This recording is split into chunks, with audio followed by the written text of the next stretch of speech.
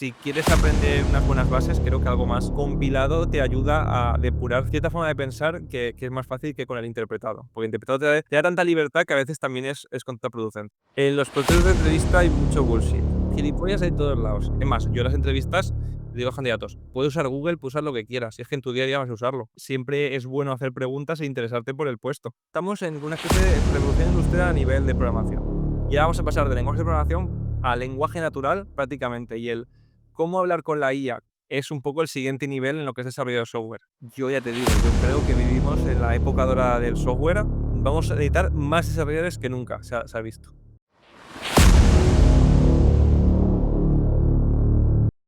Hola, bienvenidos a CADcast, el podcast sobre tecnología y programación. Y en este caso tenemos un invitado en el cual tiene un canal de YouTube que en los últimos meses ha crecido bastante. Y he tenido el placer ahora de poder entrevistarle, pero por supuesto yo suelo preferir que los invitados se suelen introducir primero ellos.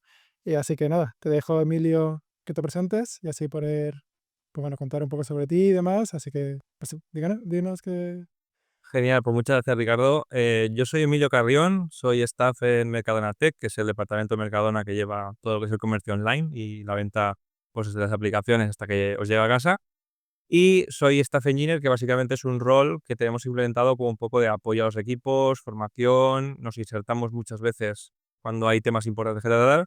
Y aparte, pues en mi tiempo libre, pues como ha comentado Ricardo, tengo un canal de YouTube que empecé hace 9 meses y donde pues me gusta enseñar cosas sobre programación, patrones, arquitecturas, etcétera. Y creo que pues que es algo que es muy interesante para aprender y para mí para enseñar también, porque también me ayuda a repasar muchos conceptos que a veces se dan por alto. Vale, de acuerdo. Vamos, te dejaré también lo que es los links de la descripción, que los dejaré tanto en YouTube y quizás si quieres LinkedIn, como prefieras.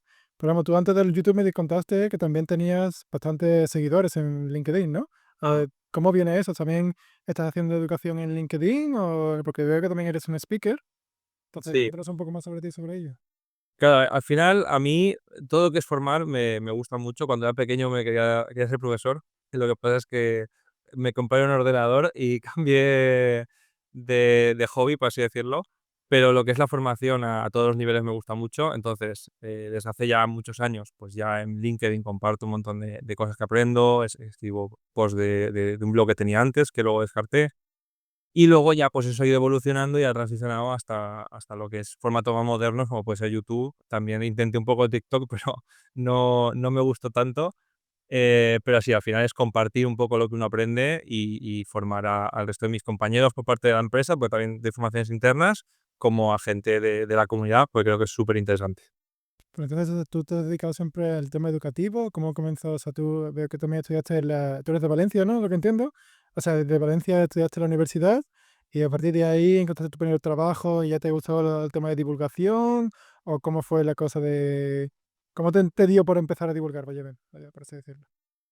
A ver, al final es un poco cuando te entras en la comunidad, cuando conoces a gente, empiezas a conectar por LinkedIn tal, ves lo que otros publican, pues un poco también yo sentía esa necesidad también de compartir un poco los conocimientos que veían. A veces también el hecho de compartir algo hace que la gente también te responda y te cuente sus cosas y eso te retroalimenta un poquito y al final te hace ver cosas que a lo mejor no conocías o desde que hago YouTube he aprendido un montón de tecnologías y un montón de cosas que si no hubiese hecho el YouTube, pues nunca habría conocido, porque al final, si no te expones un poco a otros conocimientos o a gente que te da feedback, pues también tampoco tienes esa retroalimentación y estás un poquito en tu burbuja, ¿no? Pues todo eso pues me lleva también a compartir y me lleva en su día a empezar también a divulgar por redes un poco el oficio. O sea, tú básicamente empezaste por por aprendizaje. O sea, simplemente por... Sí, sí. O sea, yo siempre he dicho mucho, yo en YouTube, por ejemplo, que muchos me dicen, yo en YouTube no gano nada. O sea, en el sentido de que dicen, no, es que quieres ser YouTube para ganar dinero y al final, sobre todo en este tipo de contenidos, con las audiencias que gestiono y con y a qué va orientado el contenido, no es para dedicarte a eso, sino me aporta muchísimo más el compartir conocimiento y sobre todo aprender, porque el hecho de prepararme los vídeos, el hecho de escribir artículos y el hecho de compartir ya me fuerza también a mí a aprender y creo que eso es súper importante. Sí, o sea, al final, pues la gente se cree que en YouTube se gana mucho dinero y bueno, lo que es de YouTube en sí, no es un Sea, negocio. la gente que se dedica a ello exclusivamente y va a audiencias más amplias, se dedica a eso, o sea, gana dinero con ello. Quien lo hace como una especie de hobby para compartir, para crear contenido, normalmente es más vocacional que un negocio, ¿no?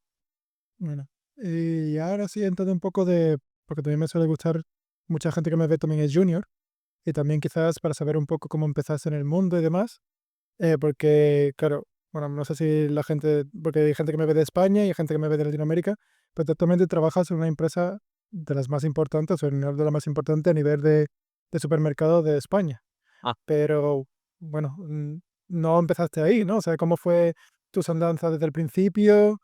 Cuéntanos un poco sobre ti, las primeras empresas, qué lenguajes empezaste a ver. ajá. No sé, cuéntanos algo.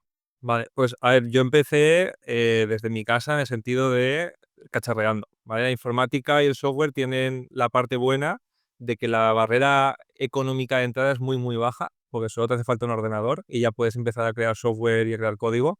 Y más allá con YouTube, yo en su día también con YouTube aprendí pues un lenguaje de programación, junto a asignaturas que tenía obviamente de final de instituto y principios de carrera. Y empecé a cacharrear, a montar mis cosas. Yo jugaba al Counter-Strike Global Offensive, que es un juego de Valve, y funciona un motor que es el motor Source. Entonces, el motor Source, hay una cosa llamada Source Mode, donde puedes programar plugins para servidores. Pues eso fue las primeras cosas que implementé con código, que al final eran para servidores de Counter-Strike, pues típico, personalizar lo que eran las leaderboards de la gente, poner skins, pues todo ese rollo se podía programar. Y de eso fue, pues, etapa universitaria. A ese momento aprendí Django, un poco para hacer también servidores, también un poco por mi cuenta, y se me ocurrió poner, porque yo buscaba trabajo en aquella época a ver qué salía, se me ocurrió poner en InfoJobs Django y me contrataron en una startup de aquí de Valencia, que al final en la startup pues era no tenemos dinero que pagarte, porque somos una startup que está empezando, pues te damos una participación de lo que es el proyecto a cambio un poco de tu tiempo, por así decirlo. Entonces, empecé con ellos, aprendí mucho a golpes, porque al final tú crees que sabes mucho hasta que de verdad te dedicas profesionalmente a ello y te das cuenta de que hay cosas más allá. Entonces, aprendí mucho, no llegó al año porque la startup no sacó financiación y pivotó a otro tipo de modelo de negocio, que al final empezó siendo un modelo escalable y pasó a ser una empresa de servicios, una pequeña agencia. Y luego estuve en esa pequeña agencia que desarrollábamos software para pymes durante 3 años, que al final, pues, era mucho MVP para pequeñas empresas, pues, típica, pequeña empresa que quiere hacer una aplicación para sus empleados, o quiere hacer una aplicación para vender a sus clientes. Pues esas pequeñas cosas, pues, con los conocimientos que teníamos, era suficiente. Obviamente, no eran proyectos súper, hiper escalables o con 1.000.000 de usuarios, no eran cosas más a bajo nivel. Y pues eso trabajé durante, bueno, al final estuve 4 años y ya me contactaron por LinkedIn, pues, gente justo de un recruiter de Mercadona que buscaban gente en Valencia, justo también de Django. O sea, al final, el hecho de poner Django en InfoJobs hacía un montón de tiempo, al final me consiguió un poco que me contactaran, pasé entrevistas, y nada, entré en Mercadona hace 6 años. En 6 años he aprendido todo el resto que faltaba de aprender, aún me falta mucho más, pero hasta donde estoy ahora. Y nada, ha sido un viaje largo, 10 años, que donde he aprendido muchísimo, he pasado muchas etapas y las que me quedan aún por recorrer. Mira, ahora que has dicho sobre esto de, porque a mí también me pasó, yo recuerdo, y creo que bien se da mucho, que al principio es como que crees que sabes mucho, sobre todo cuando llevas 2 años, 3 años. A mí también me pasó, ¿eh? No sé si me puedes decir tu experiencia, que te crees un pro, te crees un máquina, te crees que lo sabes todo, y a medida que pasan los años, eso, no tenía ni idea. Y según hablando un poco con la gente, que no digo que la gente no sepa, pero con 2 o 3 años crees que sabes una barbaridad, pero el camino que te queda, y sobre todo, bueno, yo no sé tú, pero yo creo que todavía me queda muchísimo por conocer, porque la tecnología es casi infinita, pero vamos, dinos tu experiencia también por la gente que, bueno, ahí está el síndrome del impostor y está también, digamos, un poco de ese egocentrismo que también existe desde mi punto de vista en la tecnología. A ver, sí, o sea, yo, o sea, desde la humildad de la experiencia que he adquirido con los años, yo me acuerdo la transición de la startup a Mercadona, por ejemplo. O sea, yo en donde estaba en la startup, al final teníamos mucho perfil junior, ¿vale? Porque al final éramos un equipo joven, mucha gente de módulos, mucha gente que su primera experiencia laboral era donde yo trabajaba. Entonces, claro, la retroalimentación no es muy alta. Entonces, yo ahí, digamos que era de los perfiles más, entre comillas, senior. Hablo de senior con 4 años de experiencia. Entonces, yo pensaba que sabía un montón y que era un crack. ¿Vale? Pero luego, una vez entras en contacto con una empresa un poquito más grande, que gestiona el producto de una forma más estructurada, que se enfrenta a problemas que son más complejos y que son más altos a escala, pues te das cuenta de todo lo que no sabes, ¿no? Al final, pasé de trabajar de proyectos pequeñitos, que tenían 100 usuarios, 200 usuarios como mucho, porque eran para pymes y no acaban nunca de despegar, porque al final son modelos de negocios que se prueban y muchos se descartan, a trabajar en una empresa donde tenemos más de 20.000 pedidos al día, online. Entonces, solo el hecho de escala te hace chocarte un poco contra un muro y darte cuenta de, vale, pues a lo mejor lo que sé no es todo lo que hay. Eso es el primer paso que te das cuenta. Y luego es un poco también la motivación de saber, ostras, cuánto tiempo, o sea, cuánto tengo que aprender y cuánto camino me queda por recorrer. Luego, 6 años después, aún veo que el camino no se acaba, ¿vale? O sea, sigo viendo crecimiento, sigo viendo cosas a aprender y la verdad es que esto de software, con la velocidad que avanzamos y temas de IA y todas estas cosas, nunca puedes parar de leer, de aprender y de practicar cosas. Sí, yo creo que es algo que el software es infinito. Es que es imposible de abarcarlo todo. Pero igualmente aquí, bueno, como he mencionado anteriormente, como que estuviste en una empresa como más pequeña, ¿no? Que era más, supongo que es, mira, un cliente quiere esto en un mes, tenemos que tirarlo, sea como sea, ¿no? Y obviamente ahora estás en Mercadona, que es una empresa un poco más establecida, más grande, y supongo que los errores aquí pues son más costosos, ¿no? Que no se puede hacer como, vámonos que nos vamos. Pero cuéntanos cuál es la diferencia en plan de los procesos, sobre todo, entre tu experiencia anterior de esta startup pequeñita, a ahora tener una empresa un poco más establecida. Sí, pues como dices, al final la startup más pequeña, estando primero en la primera fase de startup y luego en la fase que estábamos de agencia, que hacíamos productos para pequeñas empresas, todo el producto que desarrollas es fase de exploración completamente. O sea, es un producto que quieres sacar para ayer, porque quieres empezar a validar, empezar a facturar, empezar a tener usuarios. Entonces, todo lo que desarrollas, lo desarrollas con el objetivo de salir y entregar, ¿vale? En caso de startup, salir al mercado; en caso de agencia, entregar el proyecto al cliente. Entonces, hay un montón de cosas que no tienes en cuenta porque como el servicio no está en producción, pues puedes crear y tirar todo lo que quieras hasta que entregas el proyecto, porque la realidad es que no tienes un servicio online, ¿vale? Luego sí que si tienes proyectos en mantenimiento, ahí sí que tienes que ir un poco más con cuidado, pero sueles hacer una entrega o dos. Es decir, no es despliego todo el rato cambios, sino que durante un mes trabajo en un proyecto y lo entrego y punto. En una empresa más de producto o con ciclos más de desarrollo más cortos, como es Mercadona, al final estás en un ciclo constante de creación y entrega, creación y entrega. Nosotros todos los días construimos software y todos los días lo llevamos a producción, ¿vale? Y es un cambio de paradigma totalmente diferente. Tienes que tener un montón de procesos extras, como puede ser integraciones continuas, test automáticos que te revisen todo. Antes también teníamos test, pero a lo mejor no eran tan importantes como lo son cuando llevas todos los días cambios de producción. Y luego la escala también afecta. Obviamente, pasar de 100, 200 usuarios a 300.000, pues hace que tengas que ir un poco con, no pasos más despacio, sino unos procesos más robustos para evitar que los errores lleguen a los usuarios. Entonces, el cómo se crea software es muy diferente.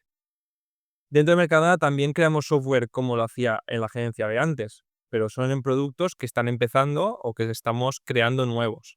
Pero cosas más establecidas, como puede ser el e-commerce, la web o las aplicaciones móviles, pues ahí sí que hay que trabajar de una forma diferente a la que hace ser una startup, o a la que haces con software no productivo, por así decirlo.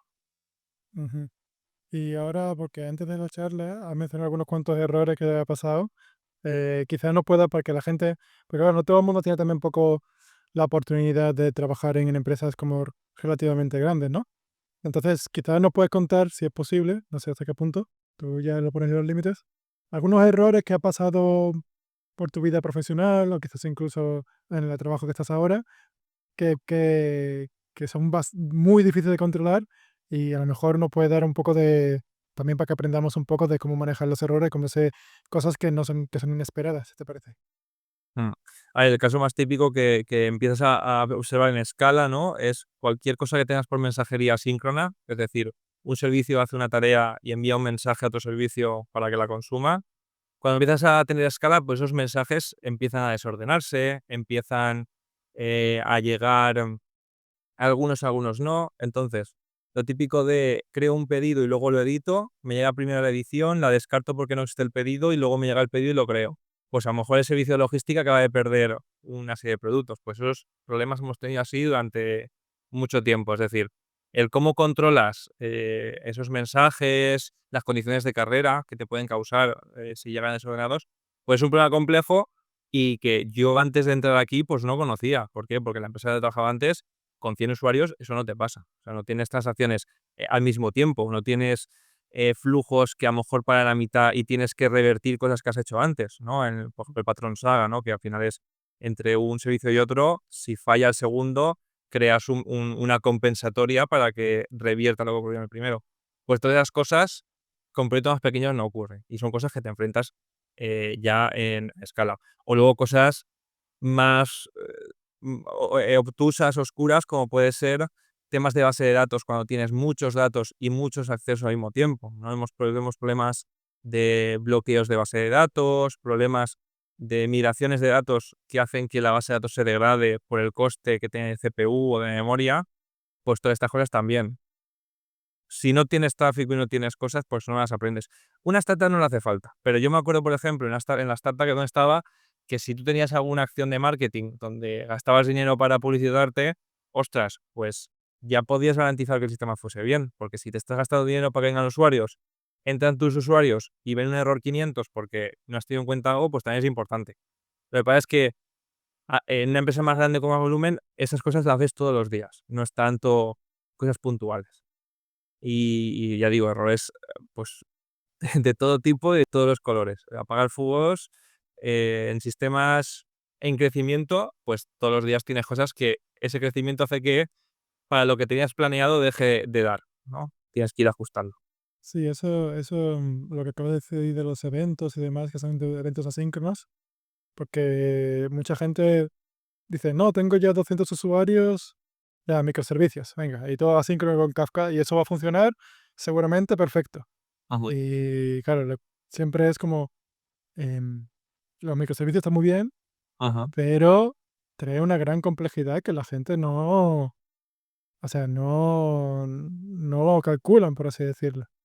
A lo mejor tú nos puedes decir un poco más sobre cómo se hacen los procesos en Mercadona, o entiendo que utilizáis microservicios por lo que acabas de decir, ¿no? Utilizáis Kafka seguramente, o algo, o Rabbit, pero supongo que aquí los ventajas y las desconvenientes que puede haber, como tú dices, en utilizar este tipo de arquitectura. Ujú. Sí, a ver, yo microservicios son una herramienta, ¿vale? Y las herramientas todas hay que saber cuándo usarlas y dónde usarlas. No es el típico de no puedes aplicar un martillo a todos tus problemas. Entonces, nosotros tenemos lo que yo llamo servicios, que no me gusta llamarlos micro, porque al final, ¿qué es un microservicio? Que ¿cómo defines el tamaño? Normalmente el tamaño se define por cuántas cosas hace, ¿no? Pero nosotros trabajamos por servicios alineados con una necesidad de negocio. Por ejemplo, tenemos un servicio que es la preparación de pedidos, otro servicio que es el enrutado de pedidos y otro para la aplicación del repartidor, ¿no? Tenemos verticales de negocio separadas por problemas de servicios. ¿Son micro? Pues seguramente no son súper micro, pero sí que están separadas por comportamientos o por responsabilidades. Y estos servicios entre sí se comunican mediante mensajería. En este caso usamos Google PubSub, que es la tecnología de mensajería de Google, básicamente, y Rabbit para cosas más internas. Y al final, como he dicho, la idea es saber aplicar un problema a una solución. Nosotros cuando empezamos Mercadona Online, hace 8 años, se empezó con un monolito, ¿vale? Al final, teníamos un problema muy pequeñito, que es queremos crear pedidos desde una web y queremos poder prepararlos en un almacén. Pues empezamos con un monolito que sí, que tenía ciertas separaciones, ¿vale? Se suele llamar monolito modular, que al final lo tienes todo en un servicio que despliegas junto, pero tiene ciertas boundaries, ciertas fronteras a través de las que te comunicas de otra forma. Y con el paso de los años, pues ese monolito fuimos separando estos módulos a diferentes servicios ya con comunicación, conforme las necesidades del negocio o crecimiento nos pedían.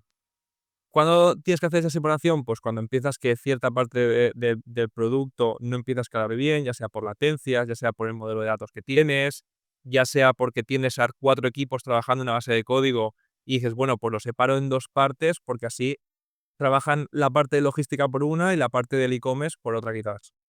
Pero al final un poco te vas enfrentando a problemas y vas aplicando las herramientas que tienes en consonancia a esos problemas, ¿no? Al final no, es que microservicios escala muchísimo.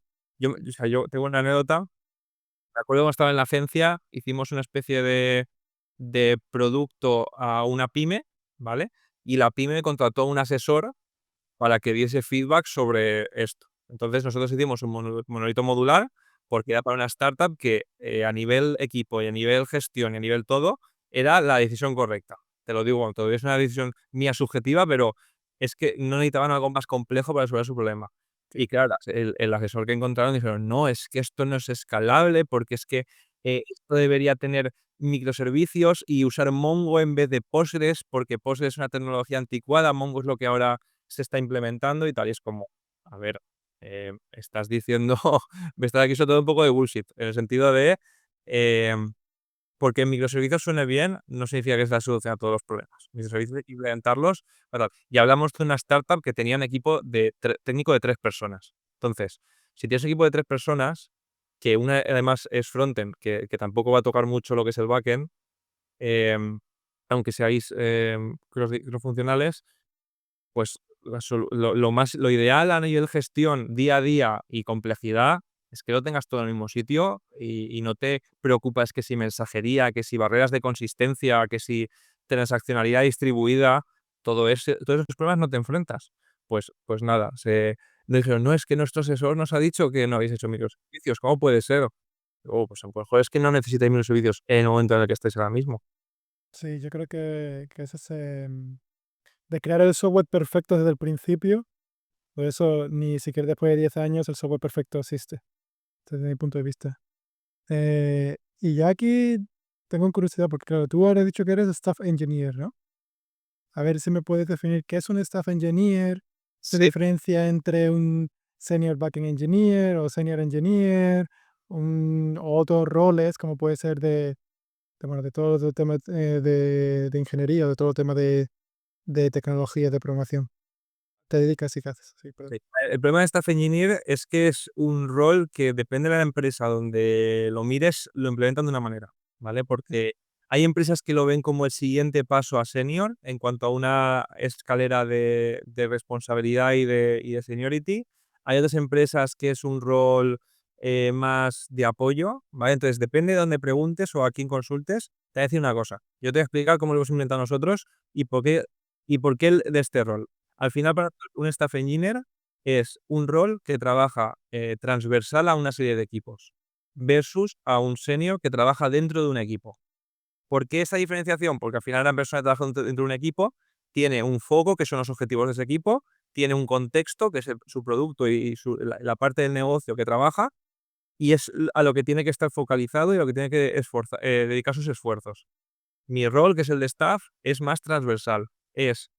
Estoy por alrededor de varios equipos y un poco analizo qué problemas, qué necesidades o qué iniciativas hay entre equipos, ¿vale? Pues, por ejemplo, hay que, implementar una funcionalidad que afecta a 3 equipos. Pues yo un poco estoy ahí para velar por, digamos, el punto de vista de la empresa en general. Y luego cada persona de cada equipo tiene que velar por su equipo, ¿no? Al final todos tenemos conflicto de intereses. Es la típica de uy, no, esto que lo haga el otro equipo porque a mí me viene mal, o yo no tengo ganas de hacerlo, o en mi sistema no encaja.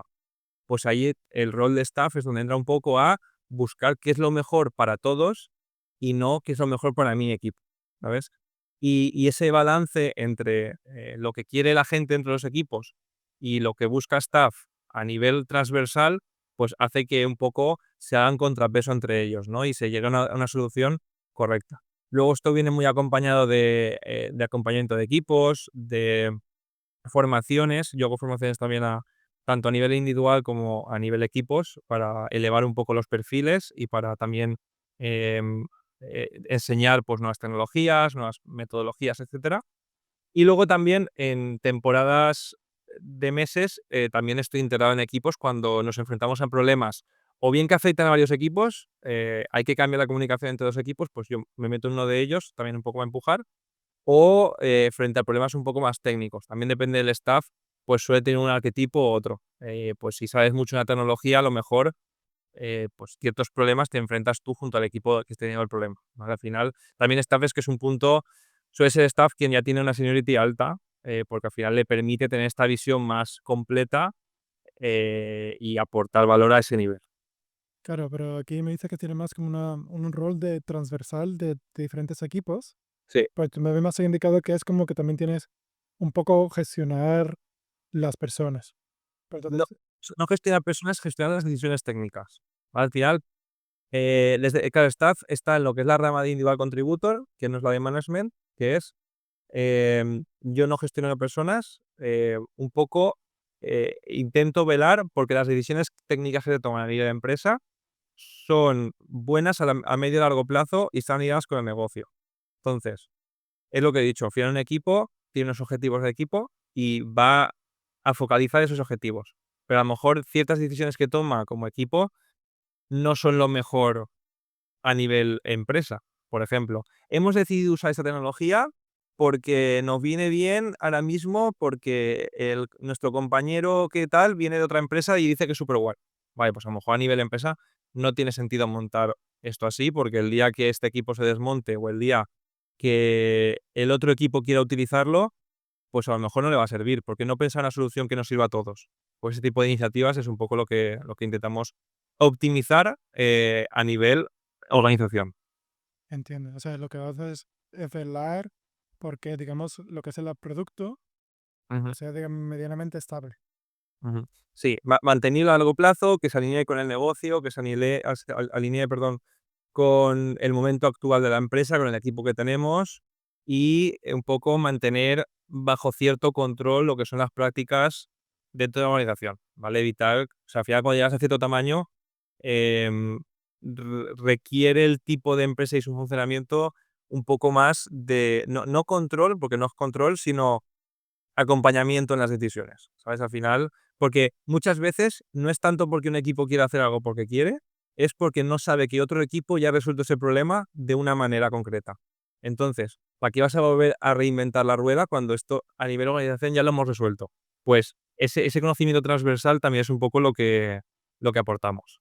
Entiendo que entonces tú estás un poco como a la par, no a la par, pero digamos también ayudando al CTO, o también, ¿cómo sería, digamos, ¿cómo se dice? El diagrama de guías y demás de caso tecnológico en Mercadona, quizás, por Mm. así decirlo. Sí, pues funcionamos muy bien en este sentido porque hay un CTO, debajo del CTO hay Heads of Engineering, que son 3 personas que digamos que llevan pues logística, el e-commerce y cosas transversales. Después debajo de cada head hay equipos, ¿vale? Al final hay tech leads y cada tech lead tiene un equipo. ¿Qué ocurre? Que staff está por debajo, o sea, cuelga de uno de los head of engineering, al igual que los tech leads. Entonces, funciona bien porque cuando yo llego a un equipo, yo no dependo de la persona que lleva el equipo, ni dependo de la persona que lleva a esa persona. Yo tengo otro jefe, por así decirlo. Entonces, yo creo, para mí funciona muy bien porque no hay conflicto de intereses. O sea, por ejemplo, dentro de un equipo, pues al final, si hay un TD que es el responsable técnico, pues quien tenga debajo, un poco, al final la última palabra tiene el tech lead. Al igual que si un tech lead tiene un head of engineering, pues ocurre lo mismo. Como yo estoy fuera de esa jerarquía, sino que estoy por otra rama que cuelga casi desde el CTO, pues me da esa libertad un poco para que no existan esos conflictos, que luego en el día a día no hay tanto conflicto de interés, pero sí que a nivel subjetivo creo que funciona bastante bien. Pero entonces lo que me estás diciendo es que tú no tienes, digamos, un equipo, por así decirlo, ¿no? Entonces tú, Bueno, tenemos un equipo de staff que nos reunimos una vez a la semana para comentar iniciativas y temas, pero luego yo en mi día a día lo que hago es trabajar dentro de equipos, ¿vale? Tengo una serie de equipos asignados, que son casi todos los de logística, y yo por temporadas o estoy dentro de un equipo integrado más focalizado en ese equipo o estoy entre varios. Entonces, pues depende de las semanas o los meses, pues atiendo a unos temas o a otros. Va muy alineado con las necesidades del negocio, por ejemplo. Eh, Tuvimos hace poco un cambio en códigos postales. Nosotros tenemos almacenes y tiendas. Pues queríamos poder mover pedidos desde almacenes a tiendas para poder tener una demanda variable y poder ajustar, por ejemplo, plantillas de trabajadores a la demanda en verano, porque en verano las costas se llenan de gente y hay que reforzar los almacenes con tiendas. Pues eso que parece, pues mueves pedidos y ya está, tiene implicación a nivel logístico importante, porque tienes previsiones de venta, tienes los pedidos ingestados en diferentes servicios. Por eso que es más transversal, pues Staff también un poco ayuda a velar porque se llega a una solución que valga para todos y no para un equipo solo en concreto. Pues voy orbitando un poquito entre esos equipos para ofrecer ese apoyo y esa visión un poco, ya digo, más horizontal. o sea, digamos que tú te encargas, no, tú no tienes, digamos, un caso de uso a implementar o una funcionalidad a implementar, tú lo que tienes, digamos, eh, ayudas que tienes libertad para intentar optimizar y adaptar el producto a las necesidades de negocio. Sí, pero también tengo día a día, o sea, también mucho tiempo lo paso integrado en equipos. Entonces, no es que no pique código, yo más del 50% de mi tiempo está con equipos haciendo pairing, programando, desarrollando, porque no es llego a la decisión y llegamos a la decisión y ya está. Después de la decisión hay que implementarla. Y esa implementación también estoy con los equipos, ya sea integrado dentro de un equipo o ya sea haciendo pairing en el día a día con el resto de compañeros. O sea, Entiendo. valoramos mucho lo de, ese tipo de roles, bajarlos mucho al barro, ¿vale? No que sean roles de decisión desde arriba, top view, y que no se metan, no. Justo estamos para estar en el día a día trabajando junto a nuestros compañeros. O sea, digamos, para velar que el producto funcione, que escale y demás, y que no venga directamente del CTO y que lo delegue hacia abajo. Claro, y luego cross-polinizar sobre todo, porque yo haciendo pairing con un equipo, a lo mejor me doy cuenta de algo que le viene bien a otro equipo, o una metodología o algo, o alguna forma de hacer las cosas que yo al moverme entre equipos soy capaz de transmitir esas prácticas y esos aprendizajes, ¿no? Entiendo. Y ahora tengo curiosidad porque, claro, tú en tu canal de YouTube utilizas principalmente Python, ¿verdad? Y me dijiste también al principio de tu carrera, pues empezaste con Django. Ah, sí. ¿Es algo que por alguna razón que te gusta realmente Python? ¿También lo utilizáis quizás en mercado de forma profesional? ¿Tiene alguna ventaja con referente a tu lenguaje? ¿O es que simplemente fue casualidad o como tanto profesional como de forma personal, hobbies o lo que sea? O sea, yo empecé con Python por casualidad, porque en el proyecto este, o sea, cuando programaba plugins para Counter-Strike, Mira, no era Python, era una cosa llamada SourcePound, que es un lenguaje parecido a C para SourceMod, pero un compañero, bueno, que jugaba con él, que su tío trabajaba con Django y me dijo, oye, mi tío trabaja con esto, ¿por qué no miramos para hacer el server? Porque al final, alguno de los plugins que teníamos lo hicimos que se conectara a un servidor, pues típico para cuando entrabas al servidor, te dijese, bienvenido, no sé quién, tienes tantos puntos por haber accedido a X días seguidos. Ramificación un poco. Pues ese servidor, simplemente porque su tío trabajaba con Django, empecemos a mirarlo, aprendí Python, hice un montón de cosas en Django que nunca llegué a ser productivas, bueno, más allá que los juegos.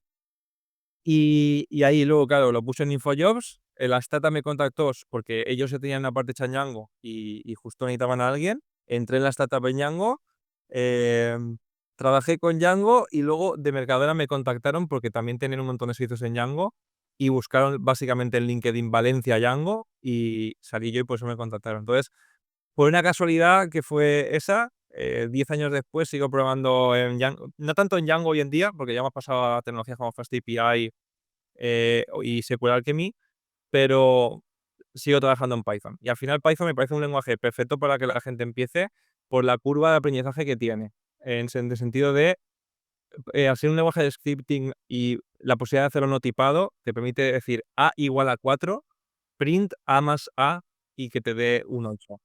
Y eso en otros lenguajes requiere una curva de aprendizaje un poquito más alta. Porque yo me acuerdo en su día cuando aprendí Java que instálate el JDR el JDE el PK de Java. Instálate un IDE para Java, que puede ser, pues yo qué sé, en su día, Sí. no, Eclipse no, era Points. Cube no sé qué. Eh, Bueno, no me acuerdo, era bastante chustero.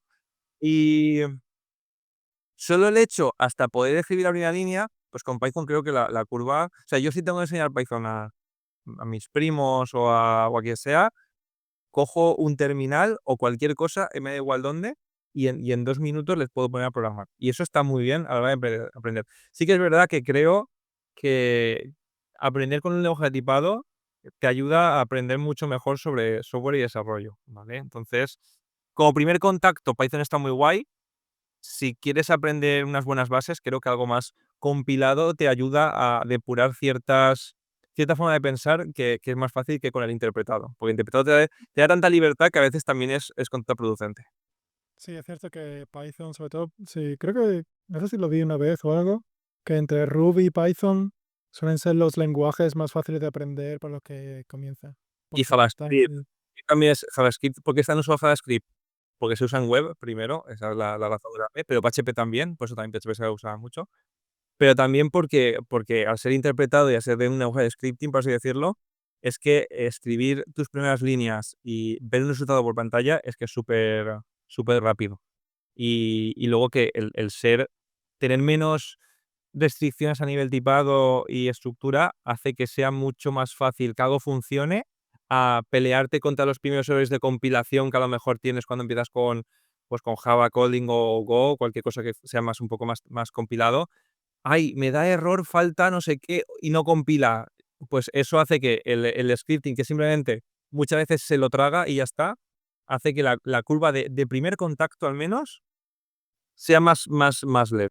sí, es totalmente de acuerdo. O sea, todos estos lenguajes de scripting sí que tiene como esa doble, ¿cómo se dice? Ese doble filo que es de que es cierto que no sé, que tiene un primer contacto y demás, que está muy bien, pero claro, te permite hacer muchos errores y se va a quejar. Y por esto, aquí tengo que me quiero preguntar, porque lo que entiendo es que utilizáis Python en Mercadona, ¿no?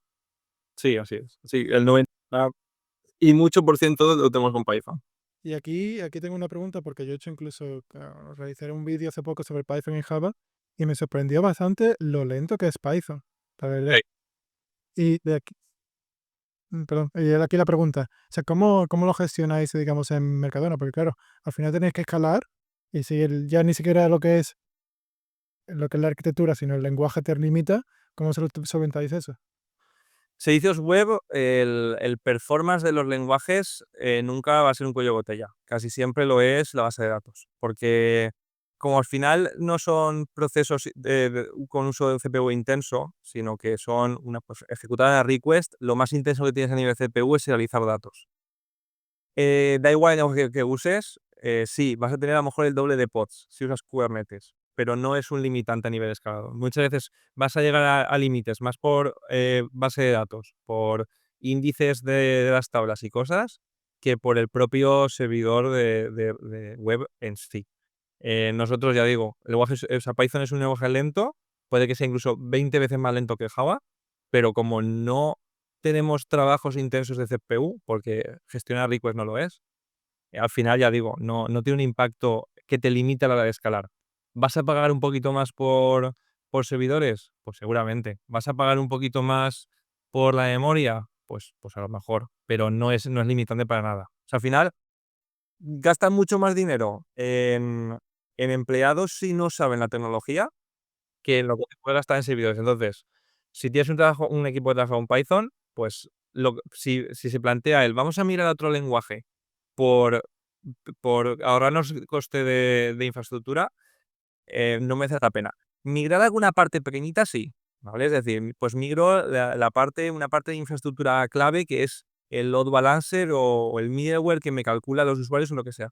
Pero lo que es mirar el ecosistema de un lenguaje a otro, no merece la pena. Y Python es bastante suficiente válido para cualquier servicio web. Y muchas empresas usan Python. Instagram usa Python, Pinterest usa Python. Alguna más famosa, Sentry, que estábamos hablando antes, o Disqus, pues todos esos usan Django por debajo. Entonces ya digo, a no ser que tengas algo de CPU intenso, pues no marca una diferencia. Entiendo, porque yo de la prueba que hice sí que fue como que se limitó al nivel de peticiones por segundo. Que Sí, eso es meter más pods, si es que no tiene. Por eso digo que puedes aumentar un poco el coste, pero no vas a aumentar el coste. Si tú ves la Ledvos, Tech Empower, cuando lo conoces, es no, la un. verdad que no. Tech Empower es una empresa que hace benchmark con todos los frameworks. Ah, sí, sí, sí, que creo que la conozco, sí. Pues es una lista de frameworks tal. Sí, Miras Python versus Java, pues a lo mejor que hace un por 3 un por 4. Vale, pues estás pagando un por 3 o por 4 en pods, en nodos. sí. Eso no es tanto, ¿vale? O sea, si es una startup y gastas 2.000 euros al mes en infraestructura, pues sí, estás pagando 8.000 en vez de 2.000. Pero imagínate si tienes que contratar gente de un lenguaje a lo mejor más performant que no tienes, pues a lo mejor te cuesta más de esos 6.000 extra, ¿sabes? Eso hay que tenerlo mucho en cuenta, que al final el coste de contratación la gente lo menosprecia, pero es muy caro contratar. Y por eso muchas veces aquí en Mercadona alguna vez ha salido: "Oye, ¿por qué no hacemos esta parte en Go?". Porque hay gente que le gusta Go. Pues a no ser que esté muy justificado, el hecho de no tener un equipo versado en ese lenguaje va a incrementar mucho los costes de formación, de contratación, de, saber desplegar y mantener ese servicio en producción. Para a lo mejor el beneficio que tiene el hacerlo en Go, pues a lo mejor el problema que está resolviendo no requiere ese lenguaje en concreto, requiere un lenguaje ¿cómo se dice? Ay, se me ha ido santo al cielo. Eh, muy Específico. procedural, ya está. Cualquiera te va a servir. Pues Pues Python es igual de funcional que cualquier otro. Ujú. Ya, sí, eso sí es cierto que al final, o sea, sí que es cierto que la infraestructura pues, tiene un costo, pero comparado con un costo humano, el costo de que un programador pues, normalmente suele ser bastante más ínfimo y cambiar todo lo que es, ¿no? La arquitectura, que es lo que como dices, de que pasar de un lenguaje a otro, pues el coste va a ser enorme, ya no solamente por el paso de un lenguaje a otro, sino porque los demás aprendan, ¿no? Ese lenguaje, ¿no? ¿Qué es lo que quieres decir? Por eso entiendo que no se plantea ni siquiera, ¿no? No, ya digo, o sea, no es que no se plantee, es lo que hemos dicho antes. Tenemos herramientas y luego problemas. Entonces hay que machear muy bien las herramientas con los problemas que tenemos. Entonces, si tenemos un problema, por ejemplo, nuestro stack de data funciona, o sea, está hecho en Python porque en Python es especial para data, o sea, muchísimas herramientas están hechas con Python, pero ¿qué pasa? Que todo por debajo usa C. O sea, todas las herramientas de Data Science de Python tienen bindings a librerías de C. Se usa Python por el hecho, por historia, por tradición. Pero si tienes un problema que requiere otro lenguaje, pues vamos a implementar ese lenguaje, pero no vamos a migrar servicios o empezar servicios web de backends normales en otro lenguaje que no sea Python por el hecho de ahorrarnos. Sí que estratégicamente podemos hacerlo por tener un ecosistema más variado, porque a lo mejor nos interesa tener Python y a lo mejor Kotlin por tener más músculo a la hora de contratar, en el sentido de, pues si solo buscas Python, vas a estar más limitado que si buscas Python y Kotlin. Y si tienes varios servicios en ambos lenguajes, sí que puedes un poco reorganizar a la gente, ¿vale? Entonces, a nivel estratégico sí que tiene sentido. Pero ya digo, siempre he visto mucho desde el punto de vista de contratación y de equipo y de talento, no tanto de performance. Sí, sí, yo también estoy de acuerdo. Yo también, obviamente, pues, si te enfocas solamente en Python, quizás en el mundo de programación es más limitante que a lo mejor en otro lenguaje que puede ser Java, que habrá, entiendo, más vacantes, ¿no? Más personas.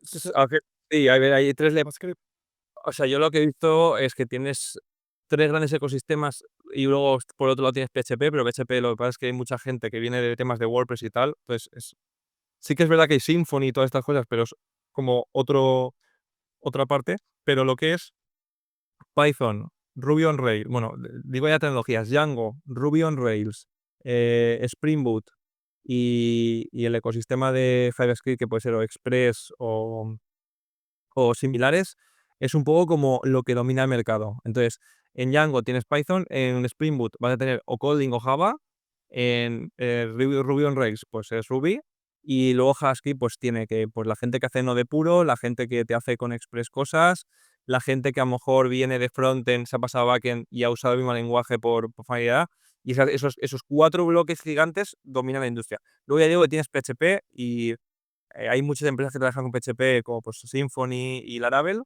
pero como que por la experiencia y ahora de ver yo candidatos y procesos de hiring, como que están más orientado más a los perfiles que veo, WordPress y similares, que a lo que es desarrollo de backend un poco más al uso. Sí. Pero bueno, tú también entonces estás dentro de lo que es la contratación, ¿no? Entiendo que tú haces dentro del proceso. O sea, no me dedico a la parte de más personal o de... Porque al final hay hiring managers que son más los que luego llevan personas, ¿vale? Porque hay ciertas cosas a la de evaluar candidatos. Yo estoy muy presente en las partes técnicas. O sea, así que lo que es entrevistas presenciales, bueno, más que presenciales de pizarra y de código, sí que estoy bastante implicado. Y luego también los procesos de hiring un poco a la hora de necesidades y de qué buscamos también en los candidatos a nivel técnico. Ahí sí que estoy bastante metido, sí. Ah, pues mira, pues si quieres recomendaciones, errores que cometen normalmente mucha gente, tips, algo que te gustaría, digamos, Sí. de recomendaciones, no sé. El que siempre hago, le digo a mis amigos y a conocidos es, explica todo lo que haces. Es decir, no digas, aquí elegiría algo, elige el que eliges y por qué, ¿vale? Es mucho más importante en esas entrevistas profundizar en la razón, en los motivos y en tu razonamiento, que dar una buena respuesta, ¿vale? Porque si me dices: "Sí, metería aquí una caché". Pues vale, conoces la palabra caché, conoces para qué sirve, pero explícame, porque aquí una caché es una buena opción, qué ventajas tiene, qué desventajas, por qué te has decantado por esta solución y no otras que quizás conozcas. Todo este razonamiento muestra más el conocimiento y el expertise de una persona que el mero hecho de decir la palabra clave caché o la palabra clave load balancer. O sea, explícame el por qué. Dime por qué estás tomando decisiones, cómo las estás tomando y en qué te basas para tomar la decisión. Eso creo que es lo más importante de un proceso de selección, porque es lo que diferencia a una persona, un perfil más junior quizás, de un perfil más senior que se ha peleado contra los problemas, que ha encontrado soluciones a problemas y que las ha implementado con éxito. Ah. Sí, pero aquí porque normalmente suele haber como, digamos, entrevistas de trabajo, de que suelen ser como, por ejemplo, de, bueno, ¿y sabes esta palabra clave de ese lenguaje de no sé qué cosa? Y es como un poco más, me parece más un, una entrevista de memoria, que de otra cosa, pero aquí ya me puedes dar tu Sí. opinión de qué crees. En los procesos de entrevista hay mucho bullshit. Entonces, te explico Bueno, claro, lo típico de preguntamos cómo implementar un árbol binario inverso o cosas así. Problemas de programación que no te vas a enfrentar a ellos en tu vida laboral en la vida, seguramente. O problemas de lo que tú dices en enciclopedia. Entonces, ¿qué ocurre? Hay otras empresas que a escala, valorar a candidatos de una forma con criterios subjetivos es muy complicado. Entonces se suelen poner como una especie de filtros que lo que hacen filtrar es a la gente más preparada para la entrevista muchas veces o, digamos, entre comillas, más inteligente o con más intuición por el desarrollo de software. Una vez has filtrado todos esos, ya dentro de ese pool, pues ya te pones a mirar tal. Eso ocurre con empresas grandes tecnológicas que, claro, si ya tú eres Google, imagínate la de currículums que recibe Google todos los años. Pues cuanto más puedas filtrarte a ciertos grupos de gente, pues menos trabajo tienes a la hora de decidir quién te quedas. ¿Qué ocurre? Que eso, en mi criterio, no evalúa bien si una persona sabe no o tiene expertise o no, es lo que tú dices. Parece que son más de memorizar. Pues si has entrado en una página web que te explica los 100 ejercicios tipos de Google, te los aprendes y los dices, pues vas a pasar la entrevista, pues seguramente. Pero yo cuando valoro a una persona, a un perfil, no miro eso, yo miro cómo se comunica, cómo trabaja, cómo razona sus ideas.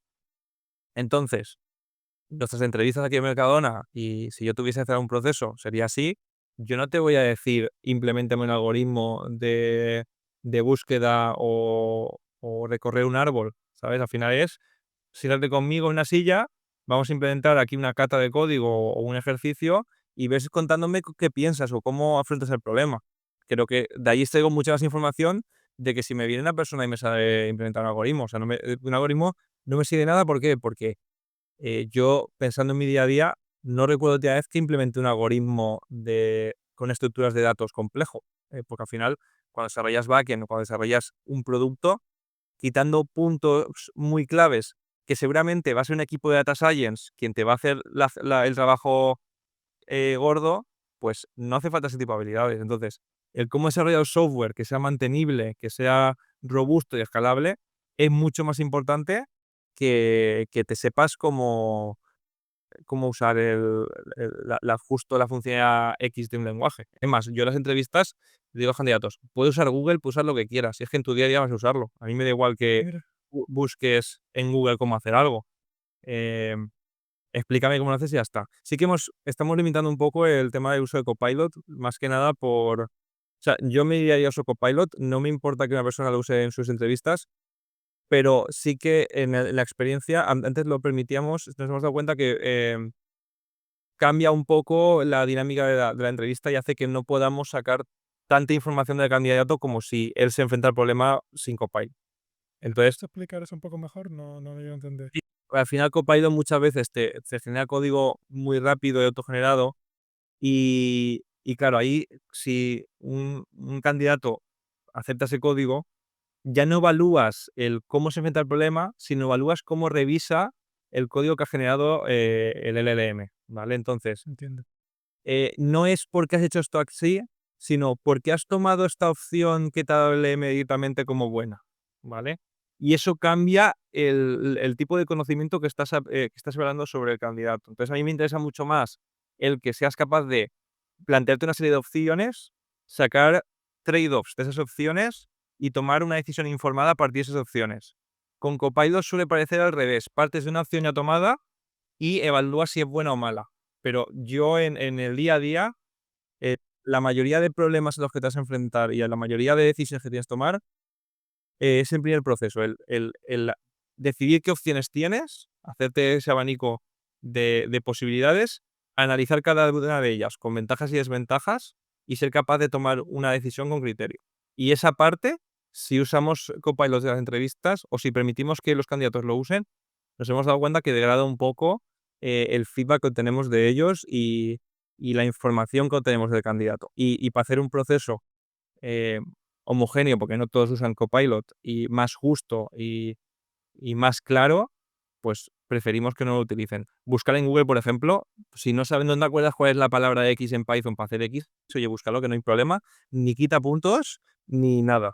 Pero quiero saber cómo piensas, eso es lo importante.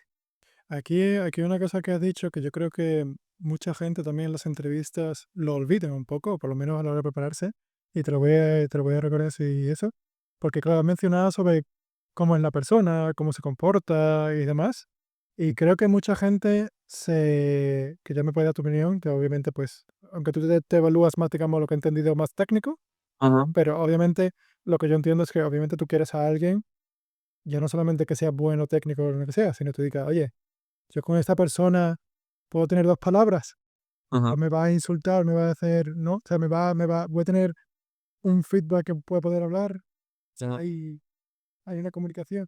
Hay una pregunta que llevamos haciendo desde el principio a todas las personas que participan en la entrevista, o sea, todos los entrevistadores, que es, ¿tú trabajarías con esta persona? Y eso evalúa claramente eso, si es una persona con la que se puede trabajar, y ya no si es más introvertido o más extrovertido, eso da igual. Es si acepta feedback, si es capaz de razonar contigo una idea, y llegar a las conclusiones juntos, pues todo eso es importante porque tienes que ponerte en el punto de vista de yo estaría cómodo o podría ser productivo o me aportaría tener a esta persona al lado todo el día trabajando. Casi siempre es que sí, ¿vale? Es muy raro que lleguen candidatos con los que no trabajarías, pero es una cosa que hay que evaluar y tener presente, porque es súper importante. Claro, pero eso desde creo, por lo menos lo que tengo el sentimiento, es que la gente siempre se prepara un poco, digamos, el apartado técnico y olviden un poco, digamos, el apartado social. Al final nuestro trabajo son en grupos, nos tenemos que comunicar y demás. Y también me gustaría saber, aunque tú tienes creo que te enfocas más en lo técnico, quizás sea un poco subjetivo, pero ¿de qué forma evalúas tú estos tipos de habilidades o que de qué forma, pues oye, mira, le puedes hacer esta pregunta o algo? O sea, para mí es un poco lo que te he dicho antes, al final, yo valoro a una persona que sepa expresar sus ideas, que sepa razonar, que sepa comunicarse en el sentido de poder aceptar feedback, de poder, seguir un razonamiento de principio a fin y expresar bien sus decisiones. Y luego, pues una persona también, es val va yo también valoro que, pues, que tenga curiosidad, que te pregunte, que se interese. Lo típico de que dicen que si te preguntan en la entrevista: "Oye, ¿tienes alguna pregunta?". Pues siempre es bueno hacer preguntas e interesarte por el puesto, ¿no? Porque al final, igual que esa entrevistas en las 2 direcciones. Yo te pregunto a ti sobre qué sabes o qué habilidades tienes, pues tú también puedes preguntarme a mí sobre cómo es el trabajo, cómo es la oficina, cómo es el día a día, y todo eso demuestra un interés por el candidato y al final un una empatía también que es importante. Aquí esto era mi pregunta, pero igualmente ya la has traído tú. Porque claro, normalmente, o por lo menos de cara a que aquí yo creo que también es un tema, entra un poco el tema de ego, de que normalmente se entienden las entrevistas como no bidireccionales, como tú dices. Si no es como, yo soy la empresa y yo tengo el poder y tú aquí me tienes que, yo soy el que hago las preguntas y demás. Y, y ya me puedes dar un punto de vista también, como me has dicho que no, porque para ti es obviamente lo más mejor bidireccional, pero sí que en un tema de ego, de, desde mi punto de vista que el entrevistador, o mi experiencia es que le gusta ese, no, no, yo aquí soy el que manda y demás. ¿Tienes algún tipo de experiencia o te gustaría hablar sobre ello? Quizás algún tipo de Pero opinión. yo es que muchas veces cuando me cuentan cosas, yo creo que trabajo en una empresa de las más saludables que hay, porque, es que, no, o sea, sé un poco por dónde vas, yo no lo he visto aquí y afortunadamente no lo he visto en muchos sitios donde hacen entrevistas. Yo he de decir, Experiencia, vaya, no sé. claro, yo es que soy un poco un perfil raro, porque Vale. te explico. Yo he hecho 3 entrevistas laborales en toda mi vida. Hostia, qué suerte. Claro, porque yo hice una cuando estaba estudiando a una especie de agencia de seguros que tenían una especie de scrappers para sacar cosas, que hice entrevistas súper extraña porque yo estaba en primero de carrera y, bueno, me dijeron que no, ¿vale? Primero de carrera. Sí. Y yo luego a la startup donde entré primero también de carrera. Ah, Muy bien. joder. Sí. Yo hice la entrevista esa extrañísima, hice la entrevista de la startup que luego se convirtió en agencia, que es donde estaba antes, y hice la entrevista aquí en Mercadona. Entonces, em, es un poco extraño. Sí que me ha interesado por procesos de entrevista, ¿vale? Por preguntar cómo se hacen, qué fases tienen, todo este rollo. Pero no tengo una gran experiencia Entiendo. laboral en cuanto a yo a hacer entrevistas. Normalmente estoy en la parte de evaluar a la gente. Y en el entorno en el que estoy, es todo muy saludable a mi punto de vista. Entonces, por ejemplo, en entrevista, a mí me encanta hablar con el candidato y que me cuentes cosas sobre cómo trabaja, sobre su empresa, sobre su día a día. Y a mí también me encanta que se interese por nuestro trabajo, porque al final me da la oportunidad de contarle cosas que seguramente en el proceso no ha visto. Es decir, tú cuando hablas con una persona de People, pues posiblemente no te cuente las mismas cosas que yo desde el punto de vista de desarrollador de software te puedo contar. Y me parece súper, súper interesante. Entonces, em, ya digo, aquí no puedo darte mucho fuego porque Ok, es lo mismo, no he hecho muchas entrevistas. entiendo. No, bueno, sí, básicamente, ya, si no te importa que haga un pequeño matiz, ni porque es simplemente el tema de poder, por lo que yo entiendo. Que hay gente, pues obviamente, que le gusta sentirse ese. A ver, Ajá, yo siempre digo, gilipollas hay en todos lados. Sí, sí, ya puede ser la mejor empresa o la empresa más grande que, que gente tonta te puede ser, o sea, todo se puede encontrar en todos los sitios. Y Hay empresas que a lo mejor tienen mayor porcentaje de tontos, pero siempre te tengo que tocar. Al final, ya digo, yo es que soy muy pragmático. Al final, quien viene a entrevistarse, yo sé que va a estar nervioso, yo sé que está buscando un curro y sé que es jodido, y sé que seguramente no sea la primera entrevista que hace el último mes.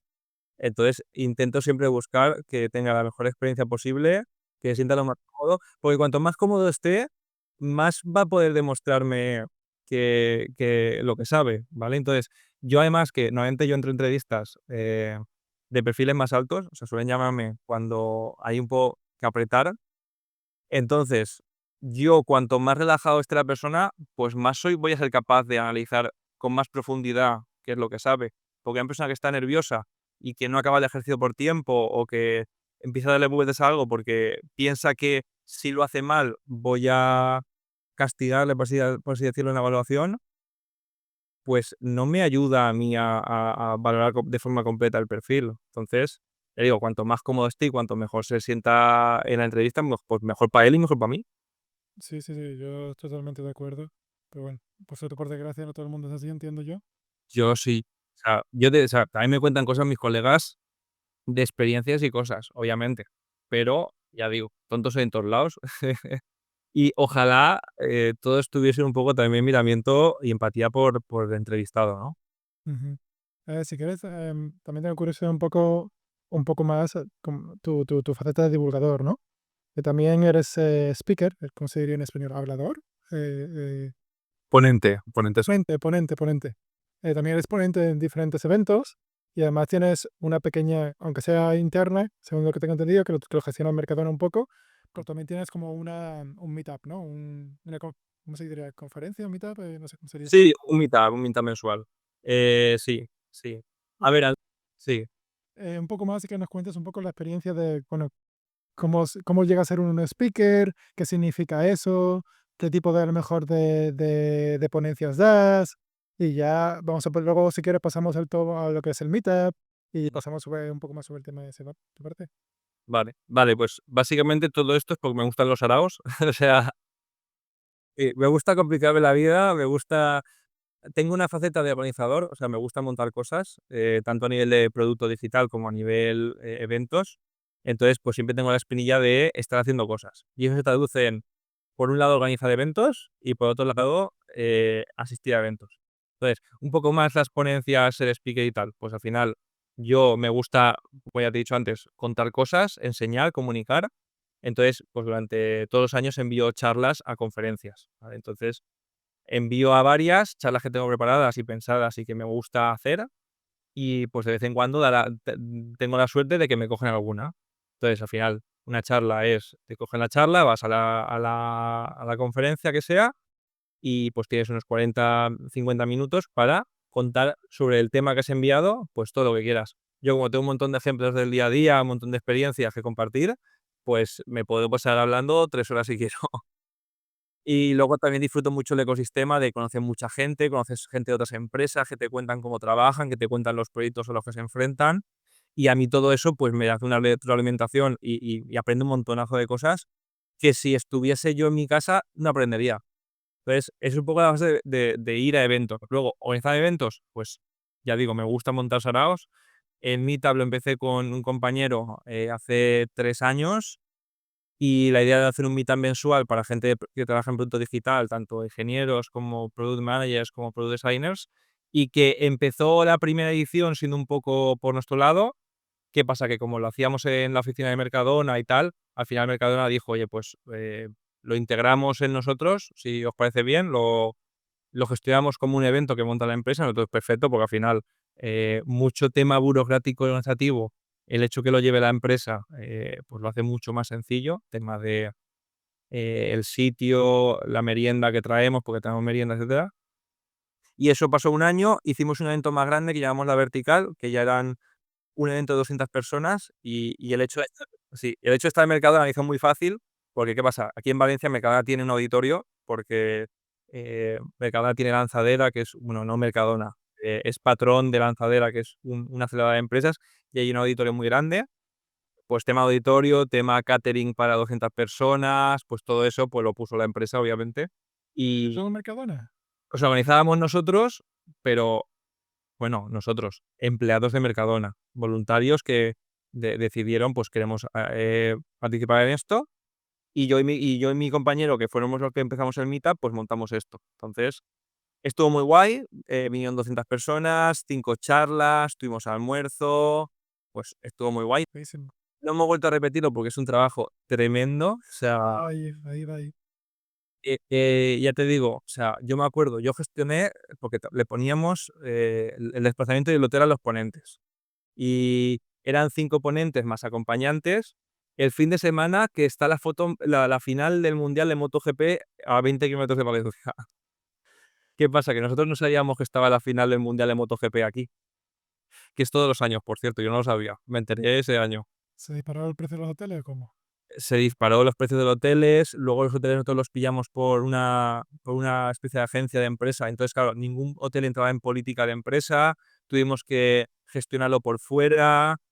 Yo te digo, yo me gestioné 5 hoteles, a lo mejor 6 o 7 aves, vuelos, o sea, fue un currazo enorme, estuvo muy guay, me gustó mucho, lo disfruté, no me arrepiento para nada, eso sí, no volvería a montarlo yo sin mucha ayuda, porque lo montamos casi entre 2 más luego voluntarios ese día, pero bueno, también, me metí a mi novia por medio también para que nos ayudase. Me acuerdo que tengo un vídeo a las 2 de la mañana pegando los lanyards, lo que te cuelgas al cuello, porque esas las imprimimos todos con una impresora y, pues, hasta las 2 de la mañana pegando cosas. Entonces, fue una experiencia súper chula, ya digo, me gusta montar montón de salados, pero fue agotadora. Fue fue tremenda, pero bueno, ya digo que para mí las charlas que se dieron, la gente que conocí, la gente, los asistentes que se pasaron genial. Para mí son todo un montón de experiencias y aprendizajes que yo desde mi casa no tengo. Entonces, por eso me gusta este tipo de cosas. Sí, esto es, bueno, tengo otra charla porque fui invitado también a un evento en Barcelona y tuve la oportunidad de entrevistar bueno, es a Nacho, que es el que se encarga de la conferencia aquí de Barcelona. Y estuvimos comentando de eso, porque él tiene una conferencia de 1000 y pico personas o más de 1000 personas. Estaba algo, ¿no? Empezó como Java, Mm. pero ahora la conferencia se ha transformado más en tema de programación, para captar más audiencia y eso. Bueno, tengo una charla con él que tengo que publicarla, me tiene que dar lo que ver todo. Y estuvimos hablando de eso. Y aquí ya quiero por saber tu opinión de la gente no sabe el trabajo que tiene. Y además no es remunerado. O sea, No, no es como que a ti te encarga Mercadona, oye, Emilio, por favor, te damos 1000 euros más por montar la conferencia. no, no, es más, esto, o sea, cuando está en un evento, el ecosistema tech, siempre es a pérdidas de dinero. Muy pocos eventos salen, o sea, o sea, pérdidas o no ganas nada, ¿vale? O sea, estos eventos no se crean por el ánimo de lucro. Es más, esto nació como una iniciativa mía y mi compañero. Tuvimos que pedirle permiso a Mercadona, oye, queremos montar un evento para 200 personas. ¿Nos podéis dejar un auditorio? ¿Nos podéis pagar el almuerzo? ¿Y nos podéis los lanyards y el sistema de gestión de entradas? Bueno, entrada era acceso gratuito, pero Ujú. hay que hacer con el aforo. Y Mercadona confió en nosotros muy amablemente, porque también llevábamos un año haciendo 2 meetups y habíamos demostrado también que sabemos gestionar eventos. Sí que era que los meetups son unas 50 personas, esto de hacer un por 4 con auditorio, un sábado, con voluntarios, todo el rollo. Entonces, a lo que iba, estos eventos no hay algunos que ganan poquito de dinero, ¿vale? O sea, no nos mintamos, hay eventos profesionales que sí que, están hechos para ser sostenibles. Pero, por ejemplo, yo conozco a los que organizan el TechFest en Madrid, en la calle Tercero. Ellos son una asociación de ánimos sin ánimo de lucro, y todos los años tienen problemas con Hacienda por el tema de que el gestor lo ha hecho mal. Hace poco, Mario, que es justo un poco el que divulga sobre esto en redes, decía que de hace 2 años o 3, igual multa de Hacienda porque el gestor en su momento hizo algo que no tocaba. Pues, o sea, si ya es sin ánimo de lucro, pues encima que tengas multas y cosas, porque has hecho algo como que no toca del todo, sin ánimo de lucro, ¿sabes? Que si eres una empresa que vas a ganar dinero y haces algo mal por ganar dinero, pues multón y perfecto. Pero una iniciativa social que sale de la gente, que va a intentar transmitir la tecnología y el desarrollo de software a la comunidad, que encima tenga todos estos problemas, pues, pues desalienta un poco, ¿no? Pero al final, gracias al ecosistema, pues hay valientes, o tontos que nos metemos a montar cosas a pesar del coste que tiene. Ya te digo, yo tuve la experiencia de una vez y sin mucha ayuda no lo repetiría porque salí, eh, no quemado, pero salí agotadísimo, ¿vale? Fueron 4 meses de preparación para un día y luego necesité 2 meses más para recuperarme del trabajo. Entonces, para la gente que vaya a estas conferencias, que dé las gracias, porque detrás de cada conferencia, aunque te cueste la entrada, y hay conferencias que te cuesta 300, 400 euros la entrada, Sí, sí. pero es que ese precio no cubre nada. O sea, parece que eso, no, 300 euros tal. Si te pones a pagar, auditorios, autobús, Hoteles. hay comidas, caterings, o sea, que no salen las cuentas, de verdad.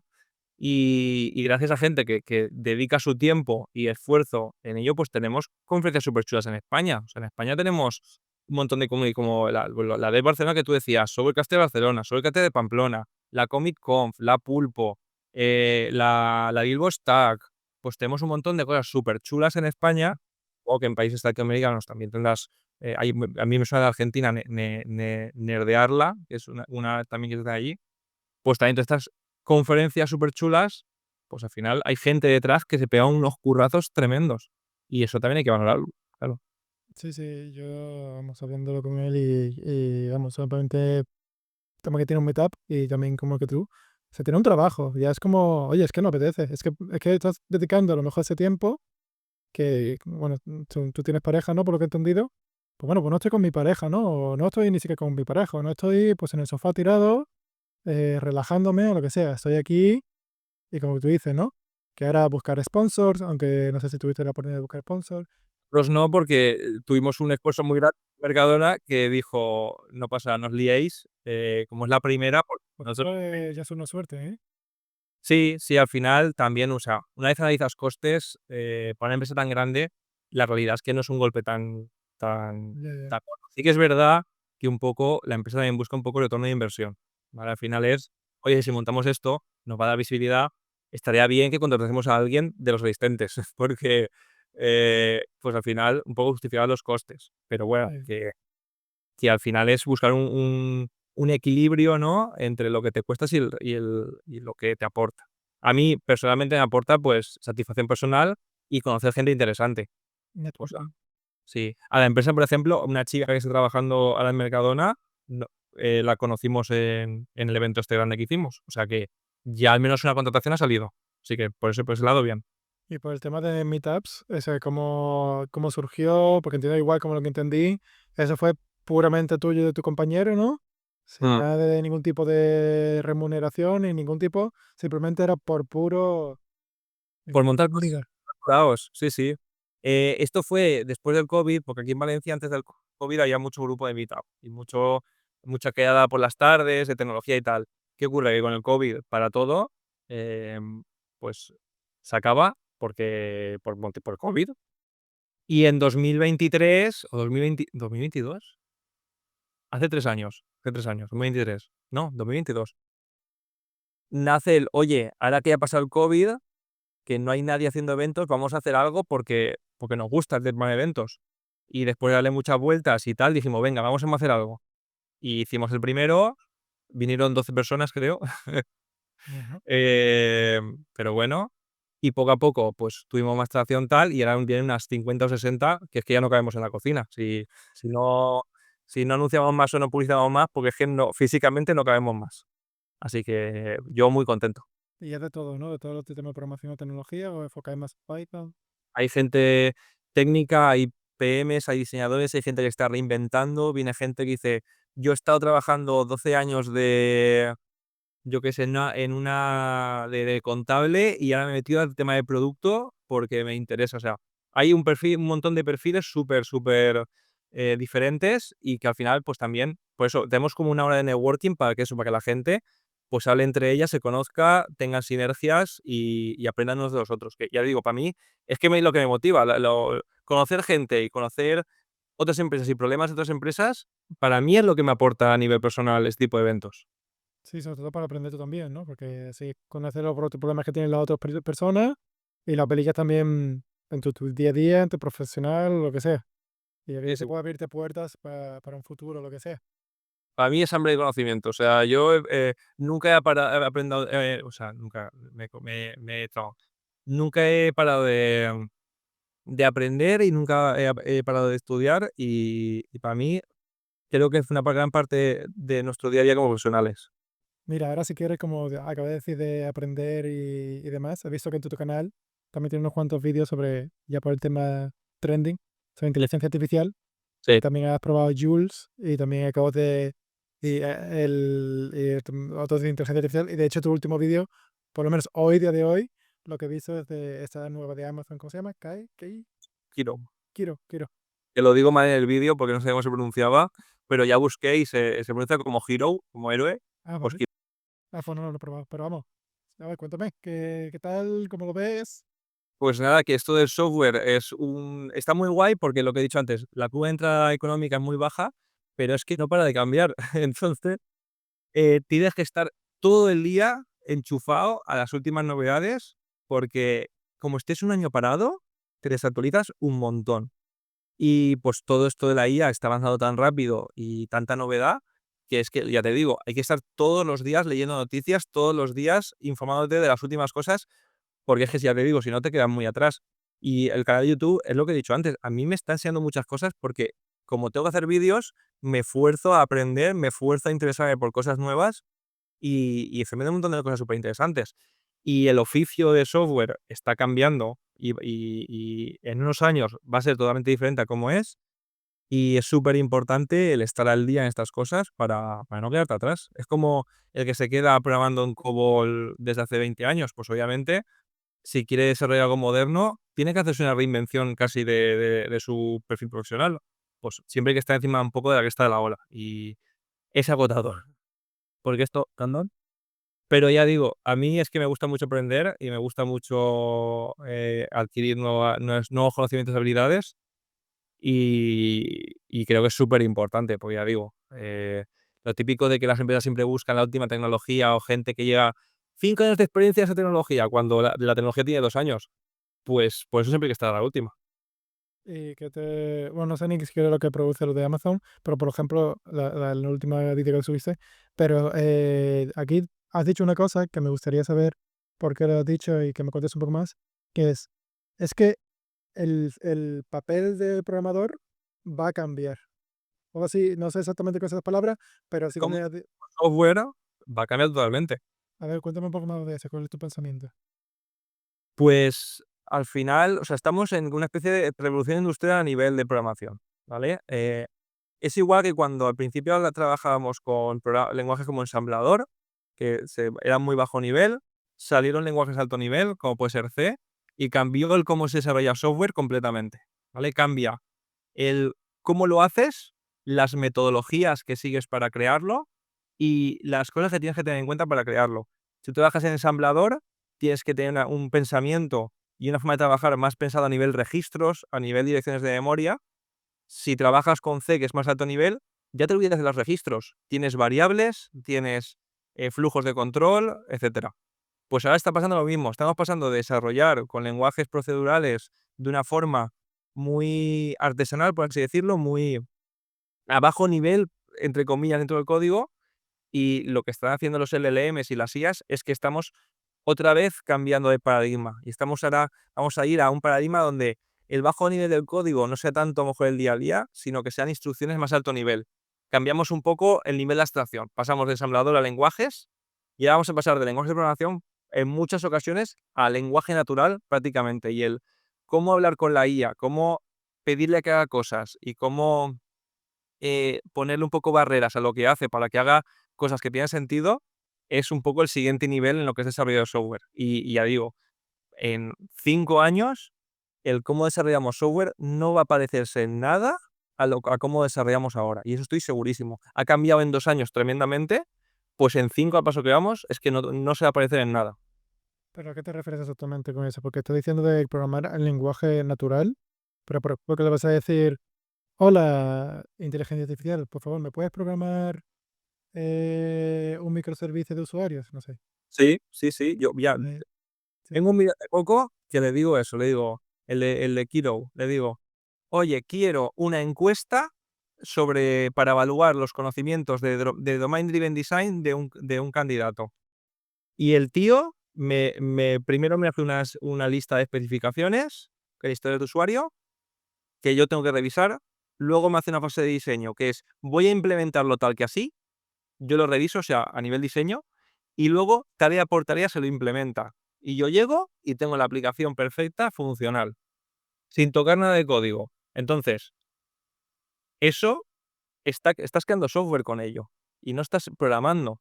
¿Qué pasa? Que el rol de los programadores sí que entra a guiar ese proceso para que al final acabes con un producto digital que sea capaz de poder cambiar y ser mantenido en el futuro. Eso es la parte complicada, porque ahora mismo entras en servicios como Lovable, como Kiro, como estas aplicaciones, y tú estás creando software digital, aunque no seas programador. ¿Dónde entra el rol del software developer? Pues entra en hacer que esas soluciones luego sean mantenidas a largo plazo y cumplan requisitos como seguridad, como performance, como accesos de datos a nivel GDPR y cosas de ese estilo. Ahí es donde va a ser importante el software developer. Pero lo que es a bajo nivel, no es que tengo que hacer un caso de uso, que si el usuario está desactivado y hace tal, eso seguramente se lo pidas por la IA. Le digas, quiero que el usuario cuando acceda a este endpoint le devuelvan 401 si el campo is activated as false. Pues eso, posiblemente a nivel de lenguaje, tú no entres a programar código, lo haga la IA. Y tú simplemente le revises la PR, vale, decir, vale, esto parece que está ok y ya está. Por eso digo que los flujos de desarrollo, yo este finde, ayer, ya me hice una aplicación entera que estoy haciendo para un proyecto personal, que no toqué casi código, toqué 4 cosas. Y esa aplicación tiene un servidor en Golang y tiene un frontend en Next.js. Y la IA fue capaz de hacerme el 95% del código, sin yo tocar. Sí, sí. Sí, y con Google usé Gemini CLI y ya te digo, yo simplemente le dije, mira, quiero que el backend sea en Golang, que tenga una arquitectura hexagonal, que use repositorios y que use un adaptador para una cosa que tengo de infraestructura.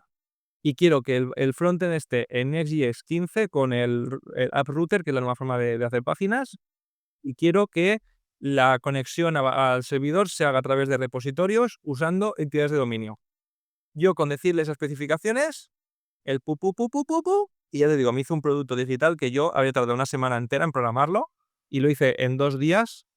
Sí que estuve bastante rato este finde porque le he dedicado tiempo, pero que, ya digo, el cómo he programado es muy diferente a cómo yo programo en mi día a día, porque sí que es verdad que no es igual hacer un proyecto desde cero, así, pu, pu, que trabajar con proyectos legacy, con más dependencias, con otro tipo de criterios. Pero que en 5 años seguramente trabajemos a casi todos los niveles de esta forma. O sea, estoy casi seguro. Sí, ¿tú crees? Porque, vamos, yo lo que he visto que sí, obviamente como un proyecto pequeñito, pues que va bien, pero cuando ya le empiezas a meter un poco de contexto de grande, se pierde.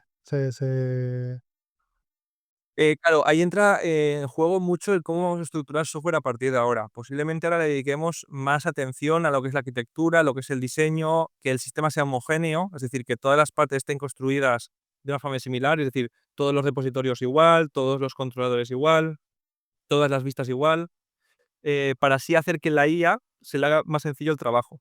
Y creo que vamos a pasar de poner mucho más foco a lo que es la calidad del código a bajo nivel y más foco a lo que es el diseño de alto nivel, lo que son los componentes, la arquitectura y cómo se comunican entre ellos. Y una vez hagas eso bien, la IA posiblemente puede hacer todo lo que es más a detalle sin que tenga mucho problema. O sea, ¿tú crees que realmente el día de mañana un programador no va a picar código? Directamente le va a decir eh, los pasos, el contexto más o menos. No que no va a picar código, sino que va a picar poco, pero no quiere decir que no sepa de picar código, porque él tiene que ver un código y tiene que saber si eso está bien y corregir a la IA en caso de que lo haga mal. Pero lo que es escribir a mano, for i igual a tal, select no sé qué tal, eso vamos a hacer muy poco de esto. Porque te va a ser más rápido decir a la IA, oye, recórreme estos usuarios y por cada usuario, además con voz, o sea, si ya se puede usar la interfaz de voz, recórreme estos usuarios y por cada usuario, márcalo como desactivado y guárdalos en el repositorio. Pues eso que escribías tú con código, lo va a hacer la IA y punto. Si es que no tiene complejidad esa lógica interna. Lo que tiene complejidad es, tengo que usar un patrón repositorio, tengo que hacer estos datos aquí, tengo que hacer esto así porque por seguridad tengo que usar un token, todo ese conocimiento es lo que de verdad va a marcar la diferencia. Y lo que va a ser código a bajo nivel, ya digo, yo mis proyectos personales he dejado de usarlo ya. O sea, programo muy poquito y a lo mejor de 3 horas haciendo cosas, a lo mejor solo estoy 10 minutos yo escribiendo el código de verdad, porque mucho del trabajo ya me lo hace la guía. Aquí tengo una pregunta un poco controversial entonces. Es, lo que me estás diciendo es que si tú es el rol del programador el día de mañana va a ser revisar, digamos, un poco el código, la pull request, que todo esté correcto. Lo que me estás, digamos, lo que yo entiendo un poco es que no va a haber juniors. O sea, no va a haber campo para juniors. No va a haber campo para gente nueva, ¿no? Eso es lo que... O sea, no, lo que pasa es que el perfil junior tiene que formarse en otro tipo de cosas que no es directamente picar el código. Eso es peligroso, ¿vale? En el sentido de mucha parte del aprendizaje de aprender qué funciona y qué no es hacerlo tú mismo, ¿vale? Pero se puede conseguir lo mismo si tú trabajas con la IA. Entonces, ¿qué pasa? ¿Qué problema hay con los juniors? ¿O qué problema hay con los juniors? Que si el junior no sabe de estas herramientas y otro sí, el otro se le va a comer, ¿sabes? Eh, y luego lo que tú dices del criterio que tiene que conseguir un junior sí que puede hacer programar con esto y sacar tareas, porque al final gente es necesaria. Y esto pasa como en todos los trabajos con automatizaciones, al final lo único que se hace es crearse más empleo. ¿Qué pasa? Que ese empleo tiene una serie de habilidades diferentes al empleo que habría antes, ¿vale? Leí un artículo que ponía ¿cómo se dice? Hacía la comparación con los motores de videojuegos, que me parece súper interesante. Vale. Al principio, tú hacer un videojuego era saber implementar el motor gráfico tú, el cómo se gestionan los sprites, cómo se gestionan las animaciones, a nivel incluso hardware, porque si trabajabas para la Sega Drive, era diferente si trabajabas para la NES. Cuando salieron los motores de videojuegos decían: "Madre mía, vais a acabar con la industria, con el motor de videojuegos", claro, los engines, pues ya te gestionan todo esto, ya no tienes que saber de implementar motores gráficos. Decían, entonces la gente que tiene esta habilidad se queda sin trabajo. ¿Qué ha pasado con los videojuegos? Que gracias a los motores de videojuegos que hacen que puedas hacer un videojuego sin tener que escribirte el motor gráfico, pues ¿qué pasa? Que hay más videojuegos que nunca, hay más desarrolladores de videojuegos que nunca, y la industria del videojuego gana más dinero que nunca. Pues lo mismo pasa con el software. Al tener herramientas que nos permiten acceder a crear software más fácil, vamos a poder hacer software para más gente, software que antes pymes no eran capaces de pagar porque era muy caro, pues van a poder acceder a software porque el coste de acceso va a ser más esto. Me estoy quedando sin luz, espera un momento, que, que esto, bueno, ¿has visto cómo se ha iluminado? Sí, sí. Es que es de estas de si te pagas, se paga. San HD ahora. Exactamente. Entonces, o sea, el cambio de la IA va a hacer que haga falta más desarrolladores que nunca, porque se va a construir más software que nunca, debido a que empresas que antes no se lo podían permitir, ahora se lo van a poder permitir. ¿Qué pasa? Que a lo mejor el junior que trabajaba en una aplicación, en un proyecto para un cliente, a lo mejor va a trabajar para 3 o 4 clientes a la vez, porque en el mismo tiempo es capaz de ofrecer el servicio a más gente. ¿Qué ocurre? Que eso requiere unas habilidades que la gente tiene que adaptarse, ¿vale? Hay una serie de una forma de pensar que tiene que adaptarse. Yo creo que en realidad los que van a sufrir van a ser un poco los que se quedan en medio, ¿no? Los que se quedan, los que a lo mejor ahora son ya juniors con cierta experiencia y que no acaban de adaptarse a las nuevas herramientas, van a estar en desventaja de la gente con más seniority, que tiene ese criterio técnico ya afianzado, y la nueva generación de juniors que ya han nacido con estas herramientas. Pues justo la que se queda en medio es un poco a lo mejor los que tienen o se adaptan o sí que pueden tener un poquito más de dificultad a la hora de encontrar trabajo o de ser más productivo. Pero la nueva generación de juniors que han nacido, que nacen en su vida profesional con estas herramientas, esos van a ir como un tío volando, o sea, no tengo ni duda. Y se van a comer a mucha gente que vive muy cómoda, que puede tener más seniority, pero que obviamente una persona con estas herramientas va a ser mucho más productiva. Entonces, a mí no me Que no se reeduque, te refieres, ¿no? que se reeduque o que no tenga esta obsesión por mantenerse al día o a la última, O sea, yo ya te digo, yo creo que los juniors no van a tener ningún problema con la que se viene. Si saben adaptarse bien y elegir las habilidades que tocan, ¿vale? Porque trabajo va a haber más que nunca y software se va a crear más software que nunca se ha creado. Y para eso hace falta gente. Entonces, hay mucha gente que es muy alarmista de cuidado la IA que te va a quitar el trabajo. Te vendo este curso de IA porque es que si no, tal. Yo ya te digo, yo creo que vivimos en la época dorada del software y que vamos a necesitar más desarrolladores que nunca, se ha visto. Eh, sí, Y sí. aquí tengo una pregunta, porque claro, tú como entrevistador también, lo que me ha surgido ahora es, ¿y tú cómo evalúas entonces esto? Porque antes tenías un problema que es cuando lo estuvimos hablando en las entrevistas, que dejabas de utilizar Copilot porque te era difícil de entrevistar, pero o bueno, que no era tan objetivo, no tan... O sea, sí, lo que pasa con las entrevistas con Copilot es que, si yo voy a analizar el criterio tenido tiene una persona, cuando usan Copilot no soy capaz de analizarlo de la misma manera. Entonces, em, yo puedo hacer una entrevista dedicada al cómo trabajas con herramientas de IA, pero ahora mismo en la fase en la que estamos y en la época en la que estamos, ese no es mi objetivo ahora mismo. Mi objetivo es saber si sabes resolver problemas, cómo los razonas y qué criterio técnico tienes frente a decisiones. ¿Qué ocurre? Si usas Copilot en las entrevistas como son ahora hoy en día y con las herramientas que tenemos hoy en día, te limitas mucho esa capacidad de mostrar esa capacidad de decisión, ¿vale? Y por eso, era un poco contraproducente a día de hoy utilizar estas herramientas, porque pero no quiere decir que no evalúe la serie de criterios y la serie de conocimientos que te van a venir bien cuando uses estas herramientas, ¿vale? Pero el proceso de evaluación no tiene por qué machear muchas veces uno a uno con luego con el cómo utilizas ese conocimiento. Y luego también, em es complicado cuando trabajas con muchos entrevistadores, el formarles en ese tipo de herramientas a la hora de evaluar, ¿vale?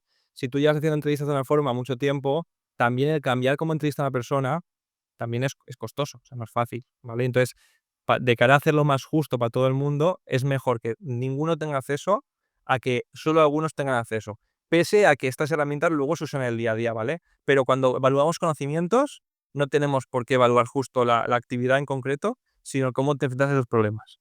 Claro, pero aquí de nuevo la pregunta es, ¿tú cómo evaluarías entonces de cara a un futuro a Ujú. una persona de forma técnica? ¿Es la forma en la que crea el prompt?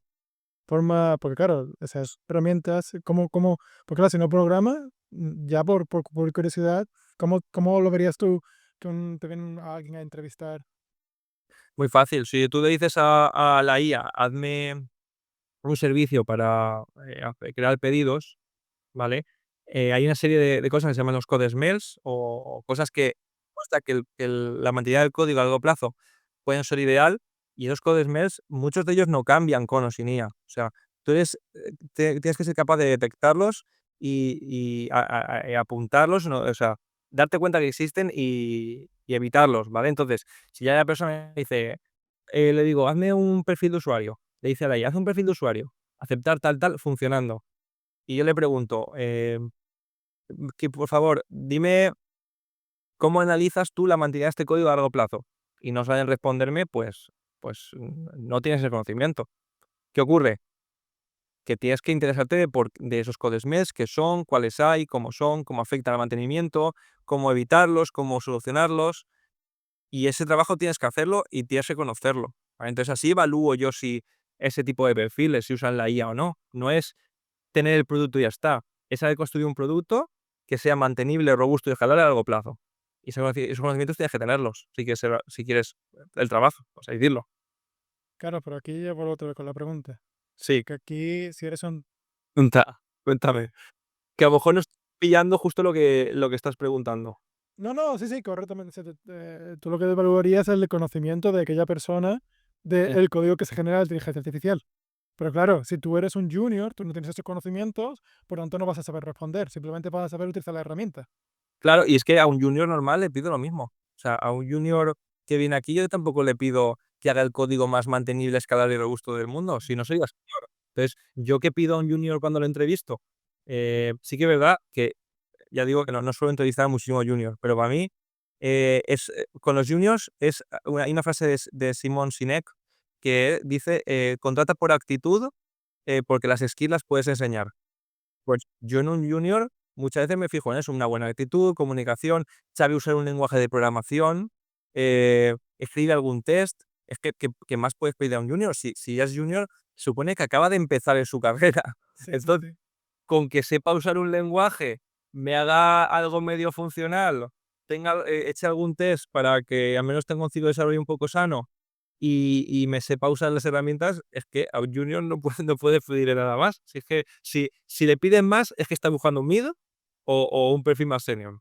Mm, Pues igual que le valoro así, pues con IA lo mismo. Con que me sepa usar las herramientas de IA, me salga un código y le pregunte, este for, ¿qué está haciendo? Si le ha dado a enter rápidamente a la IA sin explicármelo, o por qué usa este parámetro esto, o por qué es que lo usa y me responde bien, pues ya está. Si es que, ¿qué más vas a pedirle?